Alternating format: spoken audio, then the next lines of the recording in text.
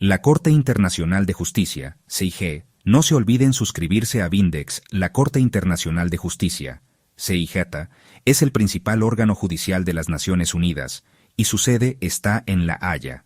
Sus funciones principales son dos. 1. Resolver disputas jurídicas entre Estados, procedimiento contencioso. Y 2. Emitir opiniones consultivas sobre cuestiones jurídicas planteadas por órganos y organismos autorizados de la ONU, procedimiento consultivo. Solo los Estados pueden ser parte en los casos contenciosos, mientras que las opiniones consultivas son para las Naciones Unidas y sus organismos especializados. Funciones de la Corte Internacional de Justicia. Arreglo de controversias entre Estados, procedimiento contencioso. Solo los Estados pueden ser partes en el procedimiento contencioso, los Estados miembros de las Naciones Unidas y otros Estados que sean partes en el Estatuto de la Corte o que hayan aceptado su jurisdicción bajo ciertas condiciones. La Corte solo tendrá competencia para conocer de un asunto si los Estados implicados han aceptado su jurisdicción de alguna de las siguientes maneras. En virtud de un acuerdo especial concluido entre los Estados, con el propósito de someter su controversia a la Corte. En virtud de una cláusula jurisdiccional. Este es el caso en que los Estados son partes de un tratado en el que una de sus cláusulas prevé que, en caso de que surja en el futuro una controversia acerca de la interpretación o la aplicación de dicho tratado, uno de ellos la someta a la Corte. Por el efecto recíproco de declaraciones hechas por ellos, bajo los términos del Estatuto, mediante las cuales cada uno de ellos ha aceptado la jurisdicción de la Corte como obligatoria en caso de controversia con cualquier otro Estado que acepte la misma obligación. Cierto número de estas declaraciones, que deben depositarse en poder del Secretario General de las Naciones Unidas, contienen reservas que excluyen determinadas categorías de controversias. Los Estados no tendrán representantes permanentes acreditados ante la Corte. Dirigirán sus comunicaciones al Secretario a través del Ministro de Asuntos Exteriores o el embajador correspondiente en los Países Bajos.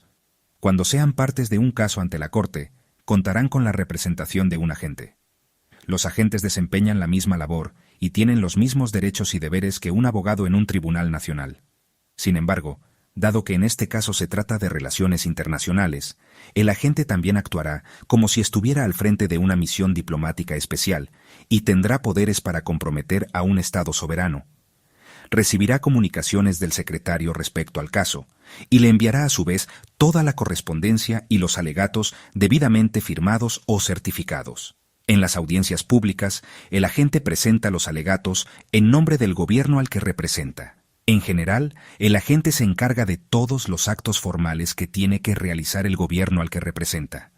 A veces recibe la asistencia de coagentes, viceagentes o subagentes, y siempre dispone de consejeros o abogados, cuyo trabajo coordina para que le ayuden en la preparación de los alegatos y de la exposición de los mismos.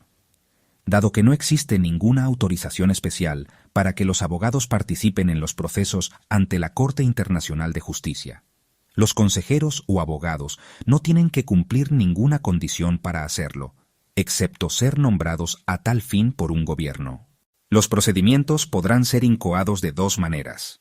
Mediante la notificación de un acuerdo especial, este documento, de naturaleza bilateral, podrá presentarlo a la Corte cualquiera de los Estados partes del procedimiento o todos.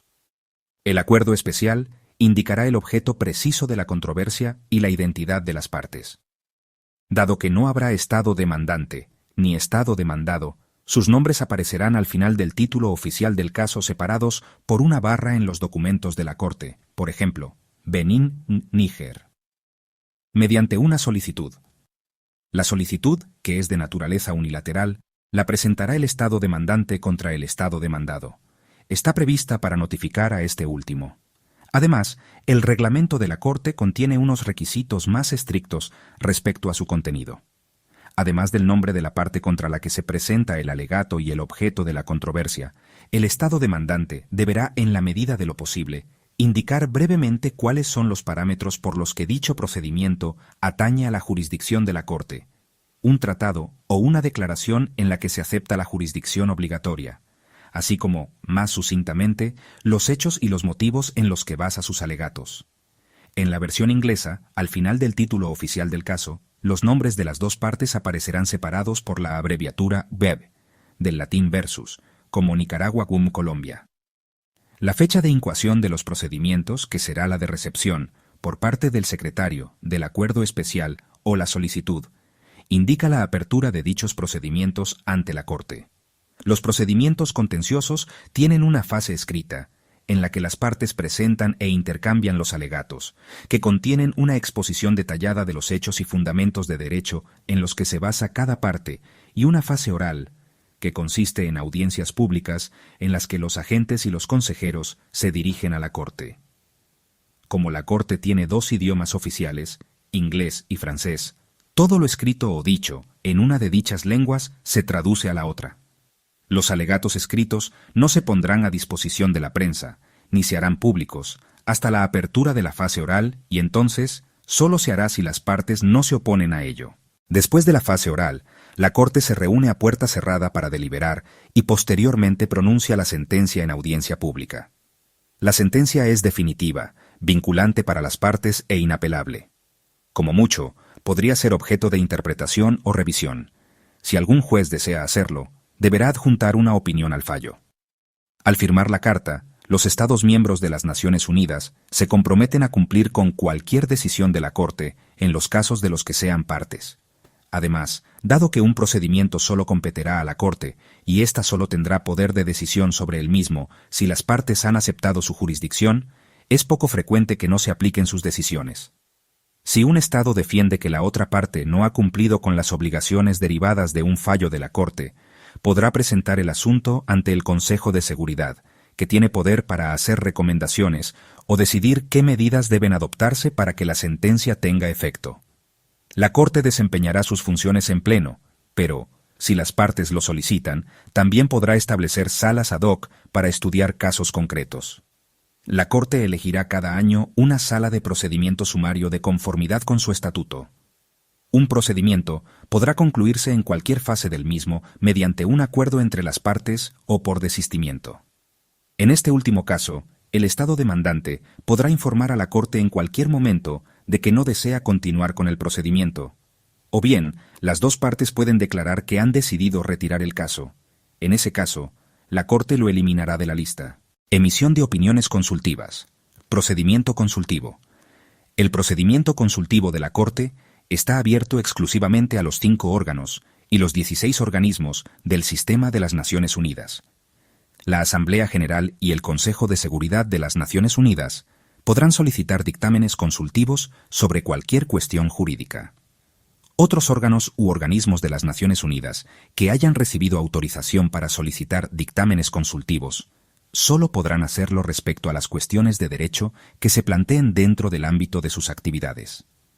Cuando recibe una solicitud de dictamen consultivo y para que éste se base en el pleno conocimiento de los hechos, la Corte podrá llevar a cabo procedimientos escritos y orales que se asemejan en algunos aspectos a los procedimientos contenciosos.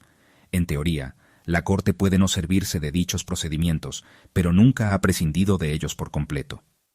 Algunos días después de que se presente la solicitud, la Corte elaborará una lista de los estados y organizaciones internacionales que puedan aportar información sobre el asunto. Dichos estados no se encuentran en la misma situación que las partes de los procedimientos contenciosos. Sus representantes ante la Corte no se denominan agentes, y su participación en el procedimiento consultivo, en caso de darse, no hace que el dictamen de la Corte sea vinculante para ellos. En general, los estados que aparecen en la lista suelen ser estados miembros de la organización que solicita el dictamen. Los estados podrán solicitar su participación en caso de que la Corte no les consulte. Sin embargo, no es frecuente que la Corte Internacional de Justicia permita que las organizaciones internacionales que no han solicitado el dictamen participen en los procedimientos consultivos. En lo que respecta a las organizaciones no gubernamentales internacionales, la única a la que la Corte Internacional de Justicia autorizó para proporcionar información decidió no hacerlo. Situación jurídica internacional del África Sudoccidental. La Corte ha rechazado todas las solicitudes de este tipo por parte de entidades privadas. Los procedimientos escritos son de menor duración, pero igual de flexibles que en los procedimientos contenciosos entre estados. Los participantes pueden presentar declaraciones escritas, que a veces reciben comentarios escritos por parte de otros participantes. Dichos comentarios y declaraciones tienen carácter confidencial, aunque suelen hacerse públicos cuando comienzan los procedimientos orales. Entonces, suele invitarse a los estados a presentar declaraciones orales en las audiencias públicas. Un procedimiento consultivo concluye con la exposición del dictamen correspondiente en una audiencia pública. Estos dictámenes son consultivos por naturaleza. Es decir, que, a diferencia de los fallos de la Corte, no son vinculantes. El órgano, organismo u organización solicitante tendrá libertad para hacer efectivo o no el dictamen mediante cualquier vía para ello. Sin embargo, algunos instrumentos o reglamentos pueden informar de antemano de que un dictamen consultivo de la Corte puede ser vinculante.